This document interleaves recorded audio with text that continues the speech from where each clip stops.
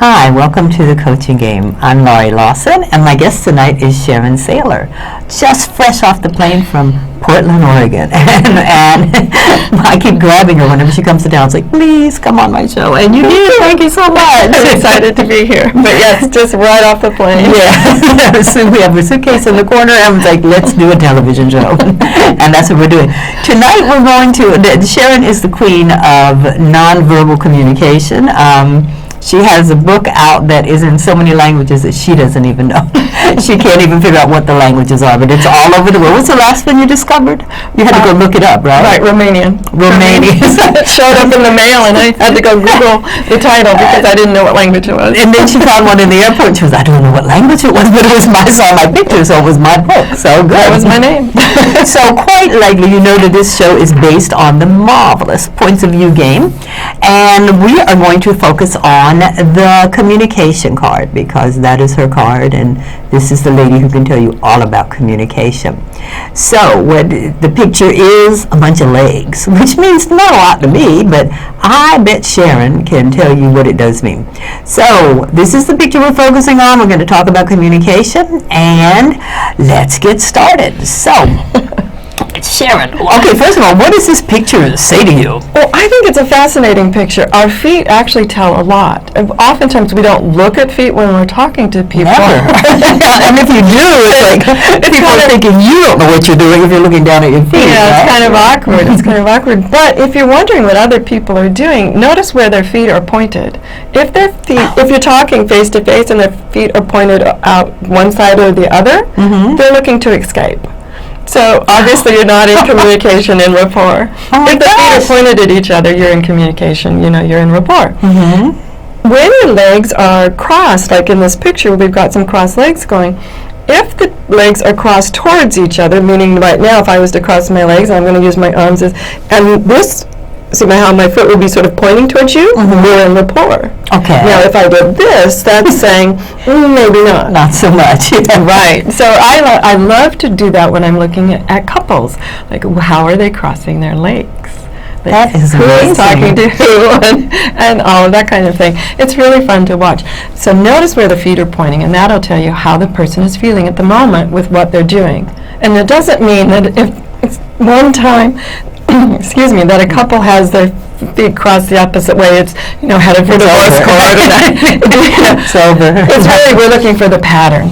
I think it's fascinating. I think I could have knew that if you're pointing toward each other, but I didn't know that if your feet were pointed outward, the guy, or in my life, the guy's looking to get out of town, or escape, They're looking for an escape path, is what they're doing. And so pointed straight at you, or? If they're pointed straight at you, we're relatively close. I mean, sometimes people do tend to have little strange things going on with their feet naturally, so if they do have something strange going on with their feet naturally, we give them the benefit of the doubt. But if they're literally, our feet are like this and their feet are that way, they're looking for an escape path. That's amazing. And what drives me crazy, and I think it's so fascinating, she could tell you like each toe, and it's every little part of your body tells you, and it's like, oh my God, and it's a wonder we all can communicate at all by the time this all gets sorted out. But we're not, unless I know you, and I'm lucky enough to do that, I wouldn't know that. But it would be something that you could tell. You could tell like, oh, this couple was like, well, I can give voice to it, but unconsciously we all feel it. We all know. Really? Yeah, absolutely. We're all going, we might go, something's not quite right, or I don't know, it just didn't feel right. Yeah, I feel like he wasn't really listening to me, or I didn't get my point across. Even if they weren't kind of not making eye contact, going over your shoulder, looking around the room, if they weren't facing you directly, it's often a feeling like they're looking for an escape hatch. They're looking for a way to get out. So we have to be careful how we stand with people. Now, if it's going to be something volatile, like we have to tell them some bad news, I suggest not standing face to face with someone. That really can cause more conflict. So if I have to say bad news to someone,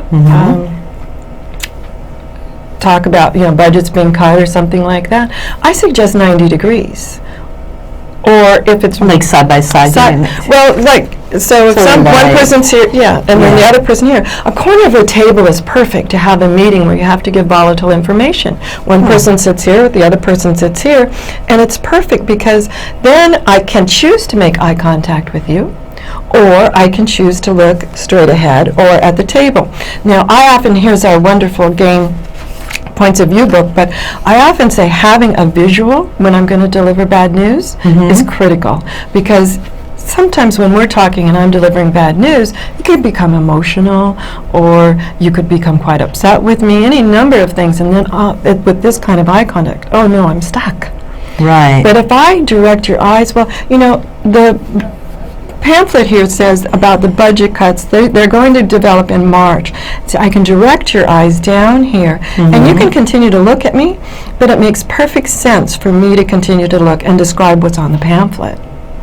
But I could tell, it's very uncomfortable when people stare in your ear like that. But it's critically important not to make eye contact when delivering volatile information. Don't make eye contact. Now, that's about the volatile information. When it's about the relationship, so I'll say, budgets are going to be decreased by 10% in March. What are we going to do about that? See, and that's about the relationship, and that's bringing the person in, and that's about the eye contact and the gesture of partnership between us. But usually when it's volatile information, especially if it was something, let's say it's terrible and I had to fire you, give you your pink slip, you could get emotional. There might be some tears or something, and definitely in the business world we want to try and let the other person save face. Or maybe I'm just as devastated that I have to release the person, and I'll be tearing up too. It's really great to have a third point. We call this some sort of piece of paper or booklet that allows us to have a reason to have different eye contact. Fantastic. Well, I've recently been studying this whole new technique called havening, which is supposed to remove trauma, and I won't get into it, but it was always face to face, face to person, and do what you have to do. And then suddenly they started saying, you know what, give an escape plan, because if you go face to face and your knees are touching and you're really getting into some intense emotion, the person can't get away, or they feel like they can't get away, and that's part of a trauma. There are a couple of conditions that create trauma. One is inescapability. So it's like, rather than help the trauma, you're creating a trauma, because new trauma. It's like, wait a minute, this will keep you in business for a long time, but you're really not solving the problem. So that's interesting, the corner of the table. But I love the focal point too. It's like you have a perfectly valid reason not to make eye contact. Now, if I was just say this wasn't here and I was just looking at the table, you'd start to feel ignored and like, what's wrong with her? Why is she firing the table? I don't understand. Right. And so that's why having some sort of piece of paper, even if you're not prepared and you meet them in the hallway and you have to go, oh no, I have to talk to Laurie, walking around with a piece of paper and just starting to take notes about what we're talking about. It makes it perfectly, Laurie, I know this is really important. I'm going to just take a couple of notes as we go. It gives me a reason not to make eye contact with you. And don't make eye contact. I don't know what it's saying now, because I would think you'd want to look intently into their eyes and say, oh, I'm so sorry, but only when it's about the relationship. Don't do that. Only when it's about the relationship. And that's why I say 90 degrees. Sometimes it's even good to do side by side, and I call it kind of that gee shucks, aw shucks kind of move, where you're just standing there, and if you both can look down at the ground and say, I'm just really sorry about it. And then you don't have to make eye contact because you're standing side by side. And it's actually quite awkward to turn your neck completely over your shoulder to make eye contact. So it's perfectly okay to be kind of looking down to deliver the bad news, as long as you're standing side by side. I know there are so many people out there who have been doing just contrary to that, but that's and it lets you off the hook, which is nice too. I don't mind being thoughtful, but I'll make you off the hook too every now and then. Absolutely, and if you've got anything, say a beloved in your life, and you're wanting to have an in-depth conversation, maybe that could be a little volatile, sit side by side, and in that case, I want you to touch a little bit. We'll just show here, like just a little elbow or just a little knee, not in touchy, but just touching just a little bit. And then what you do, I love this, so you're talking about it, but you want to create a joint future if you're a couple, and there's a little volatile information that you have to share. So you share it, but you share it this way. You talk about it here, and then you say, what are we going to do about that?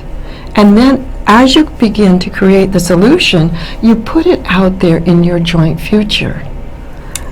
In front of you is your future. And I just love that, because together you're side by side, you're talking about what are we going to do about that. And so as we begin to correct this, we're going to do that, and gesture even further out into the future. And people can begin to see, we're going to get past this, and this is where we're going. I just love that when you're a couple. So now, in taking that situation, if you had to deliver news that the house is being foreclosed, hey, honey, you put the foreclosure note here so you can have a third. So you would not, that would not be a direct thing, but it's like, what are we going to do about it? Would be the direct. Absolutely. Anything about the connection, the relationship, saving the relationship, making the relation stronger, is where you want the really intense eye contact. Any of the volatile news, you want to deliver in some sort of fashion to where you have that third point. So they can save face, they can cry, they can come unglued, their lip can quiver, whatever it is, they can go about it. And then when you're in a business situation, you want to develop the relation. What are we going to do about that? But in a couple situation, you really want to continue it and talk about the future and make sure that both of you are headed in the same direction. Now, if I talk about your future that way, and I'm a couple with you, and my future is that way, that non-verbally says we're going this way. Yeah. That's why I say we want to do this in our future. So back and forth, and then project out. Project out. Yes. Okay. Our nonverbals say so much about us. Recently, I was working with a client, and she was talking about a lot of bad things going on in her life. She was feeling very blocked and stuck and stalled, and things really were going bad in her career and everything like that. And not only her language was keeping her stuck. Our language will keep us stuck. But her nonverbal was, every time she talked about these terrible things that had happened, so it's past, everything she talked about, she would do this interesting gesture. And it's important to notice the pattern. We had an hour-long conversation, and this was the pattern when she was talking about the past. One arm came up, almost as if it was protecting her. And then when she was talking about the bad news, this arm came about and she said, and this is what happened. And you see, this nonverbal continues to block her. She keeps throwing the bad stuff that had happened in the past in front of her. And protecting herself with the other hand. Oh my gosh. So then we played with the idea of, okay, next time we're going to talk, you tell me that story about, or a new story about the terrible things that are happening, I want you to do this. And it's a lot of fun, because she'd catch herself and she'd go. But pretty soon it became just part of her to put it behind her. And she would say things like, once I get on stable ground again. Once is a kind of a tricky word. It's sort of like the word try. Once has a lot of multiple meanings. I say, as I begin to become more and more successful, or as I continue my steps in success, is much better than saying, once I become successful. Because once could be once upon a time. Our brain thinks about the fairy tales. Once is just not specific enough. Once, I think when I would use it in that sense, it would be like when. But again, that is like almost a waiting word, it's like when. Give me a date and I'll become successful, Exactly. And I'll meet the schedule. So, but what you're saying is, if you say as, it's like, okay, I'm in the process. It indicates a process. Well, I know you have no answer. I hope you have an answer for this. Let's find out. Okay, let's do that.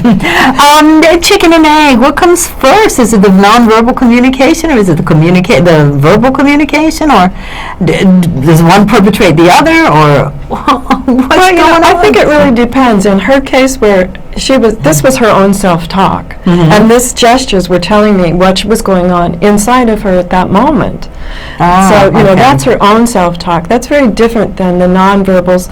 People will, if you and I are talking and you're reading my nonverbals, as we say, which often is guessing and testing. Which I won't be, but she'll be reading mine, so I try to sit very straight. But I like to say, people, no, we don't read nonverbals. But it's guessing and testing is what it is, Well, how did that make me feel when they did that?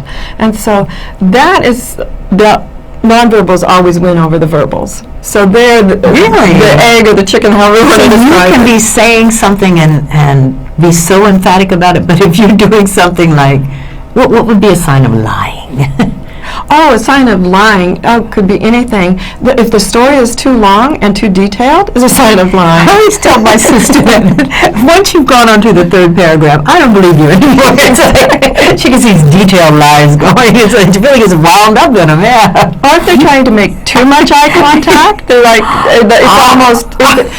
Now, some people do a lot of eye contact naturally, so if it's out of their norm, and you're like, this is just kind of getting creepy here.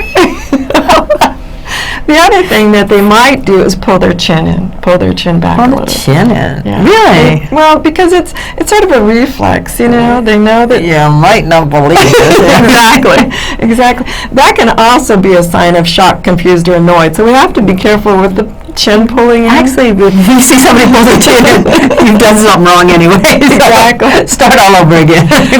But in that case, where it's two people, the nonverbals always trump whatever's said. Now, if we're talking about, I find that amazing. I gotta hire her as a coach. Really, it's like, well, when we're talking about ourselves, and part of what I do as a coach is listen to what the people are saying and observe the nonverbals. So I begin to understand: do they believe what they're saying? And in her case, she was throwing roadblocks in her success, and part of that was this nonverbal. Another client a couple of years came to me, I've known him for years, comes and goes kind of into and out of coaching, and he came and he said, I don't know, it's just gotten really hard, life is beating me down, and he kind of, came for some work, and as he's normally a very tall, very athletic person, and that moment, I hadn't seen him for a few months. He walked in, and he was all hunched over. And I thought, my first thought was, I remembered him taller. However, what he was doing was, which came first? I don't know. Was the voice of I'm being beaten down came first, or was it the nonverbal that came first? I don't know, because it wasn't there as it was happening. But they were both complementing each other. They were absolutely reinforcing each other. Wow. So what I did with him, took him out, he was a very athletic guy anyway. We went out for a really fast as I could keep talking, walk, and kept telling him to breathe deep and stretch, and and in that way, he didn't know until later that it was his posture. If I had just said, well, stand up straight, that wouldn't have meant anything to him. I was like, but your posture's beaten down, stand up straight. So we had to go physically do the action, do something, get involved. And then once his body was standing up straight again from walking so fast and keeping up and all of that, he had to. It was a physical impossibility to keep up like this. While you're down on the ground, yeah. Absolutely. Then he was open enough, he had enough oxygen in his brain. We could talk about the posture of this and how you feel when you're like this, and how you feel when you're like this. Wow. So our body language even plays games with us. Yes, we make first impressions with other people. Yeah. It's more powerful what it's telling us. Oh, and I always go, oh my gosh, this is so overwhelming. So first of all, I want to let people know that you do have a great book, and she left it home. It's in Portland. However, we're available on Amazon and all the other places. Let's say they can't hire you as a coach. So, certainly we all want to know this. I mean, because I'm sure we're all sabotaging ourselves in one way or another. What is the name of your book? What Your Body Says and How to Master the Message. And you can find that in any language you want. Yes. It's in 7 languages. Yes, at this point, and growing. So that would be one thing to do. But how can is there a way we can tell if we are sabotaging ourselves, even though we're not aware that there are so many clues we get out throughout the whole day that things are being sabotaged. Choose to ignore them or absolutely work on them. And I say just become more observant. It's amazing to me how many people are completely non-observant. An airport is a perfect place to find that. You have people just stop at you're dragging your bag, rushing to the next gate, and people are just stopped. Yeah. Traffic's moving here. We're all trying to get somewhere. But just being observant of not only what you're doing, but how are other people reacting to you? Oftentimes, people say, well, it's their fault, or they just didn't get me, or they didn't get it. And, the message that we get back is the message we sent. So your philosophy is if you're not getting the response, you did something wrong. Exactly. We all process information differently. When we learn to listen, you can find out if a person is high systems and process oriented very easily. They'll tell you step by step. You'll say, what do you do on your job? And they'll go, well, step 1, step 2, step 3. Very systematic. But if you ask a person who's more high risk or loves challenges, they'll go, I don't know. The first thing that just pops up, I jump into it. It's very challenging or adventure sounding. And we can really learn a lot by listening to people. And what do we tell ourselves as well? That some of the nonverbals, I had a client one time, her boss came, she was that close to being fired, and her boss, she came and she said, he says, I'm judgmental, I'm critical. They were all very negative labels. And we chatted for a bit, because I wanted to know, are you judgmental? I don't know. I just met you, I don't know. We talked, I realized she wasn't. What she does is she is so high systems and process oriented that she makes this face when you ask her a question to do something. When you ask her, I would like you to go in and do inventory, she immediately starts step 1, step 2, step 3 in her brain. That's her self-talk. Yet this face, to her, is her thinking face. Yet to other people, it's like, I can't even do it. I mean, she's been doing it for so many years. There was a furrow here. Yeah, I've seen people who actually squint, and that's like, I don't get it. There's like, get glasses, but that's not it. Well, sometimes it could be glasses, but in her case, she was actually going through her brain and going, okay, step 1, he wants me to do inventory, so I'm going to have to get this, and I'm going to have to do that, I'm going to have to do that. So she was doing inventory in her brain. Her boss is like, what is the problem? Do I have to get John to go do the, what is the problem? So she didn't know she was doing that. He had a different label for that phase. His label for that phase was critical judgmental.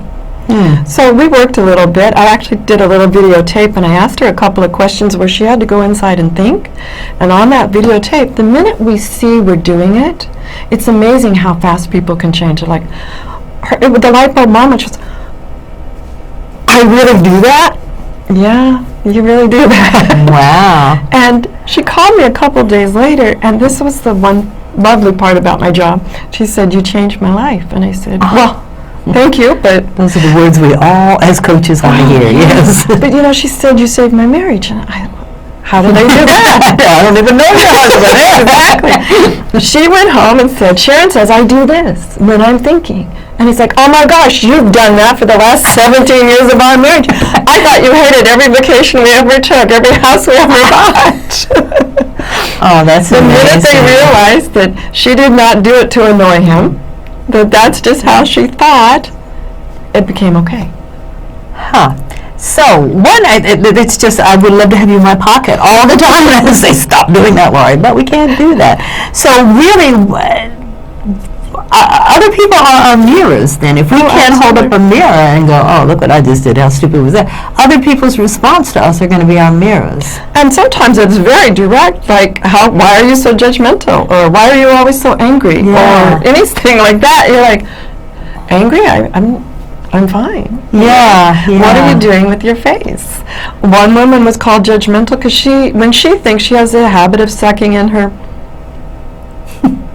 She used to do that. I'm sitting there in a large corporate meeting, and I was watching her, and we were talking about body language, and one of the things was, I noticed that every time she was thinking about something, she would do this.